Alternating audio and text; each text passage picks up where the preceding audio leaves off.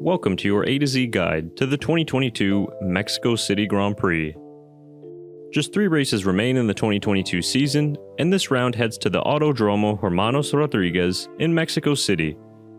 Full of unique challenges and plenty of fan support, Mexico is always a great end-of-the-year venue in what usually gives us a good race. Coming off of the Austin doubleheader, there's plenty of news and changes for this weekend, so this short guide and preview will help you get up to speed on everything you need to know ahead of race number 20 of the season. So let's get right into your preview for the 2022 Mexico City Grand Prix.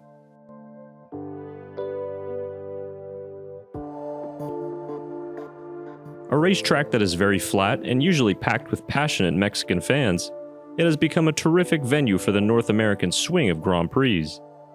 The 4.3-kilometer circuit is one of the flattest tracks on the calendar, with only a 2.8-meter change over the course of the lap. It is made up of 17 corners overall, 7 that go to the left, and 10 that go to the right.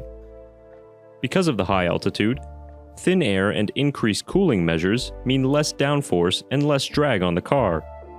This requires rear wing levels similar to Monaco, but despite this, the actual downforce level of the car is closer to what is experienced in Monza. This also means that we see some of the highest top speeds of the season in Mexico City. The pole sitter will start Sunday's race on the left-hand side of the grid, with the run down to turn 1 being 811 meters, which is second longest of any track of this season. The unique high-altitude challenge of Mexico City always makes things tricky for F1 cars and their teams. With low air density, the power unit suffers the most, and cooling packages are pushed to the maximum to deal with these changes. With the return of the ground effect phenomenon in 2022, it will also be interesting to see how this impacts downforce levels this weekend.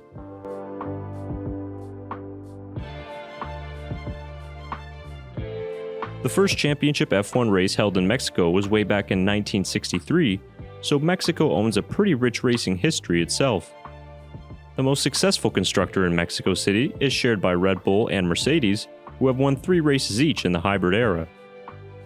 Then come McLaren, who grabbed 2 wins back in 88 and 89, and also Williams, who have 3 of their own. Out of the current drivers on the grid, only 2 have been able to win Grand Prix in Mexico City, and that is Max Verstappen and Lewis Hamilton. Verstappen leads the way with 3 wins total, while Hamilton has won here twice. One of the keys to victory in Mexico City will be starting on pole position, as 46% of race wins have come from the number 1 grid slot. Only 15% have been able to win from second on the grid, or outside of the top 3, with Alain Prost managing to win from 13th back in 1990. And finally, the chances of seeing a safety car in Mexico is quite low, with only a 15% safety car probability for the race on Sunday.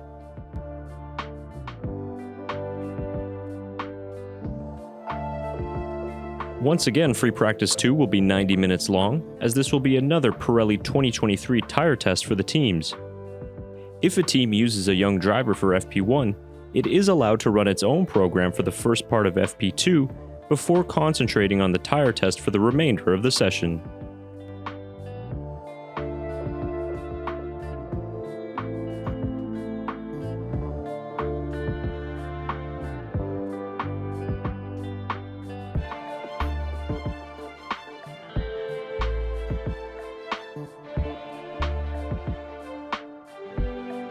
Starting off with the weather forecast, things are looking clear and sunny for this weekend in Mexico City. Mid to high 20s are expected throughout the sessions, with little to no chance of rain in the air. Moving on to tires, we have the middle range of compounds for the second race in a row with the C2, C3, and C4. This track is very low grip, and unlike Suzuka and Austin, the demands on the tires are all about traction and braking. And with the reduced amount of running in FP2 thanks to the Pirelli tire test, data gathering in first free practice will be extra important as it was last week in Austin. In relation to that, plenty of young drivers will be in for FP1 this weekend in Mexico to fulfill the need for 2 young driver sessions this season. Here's the latest list of drivers participating for their various teams.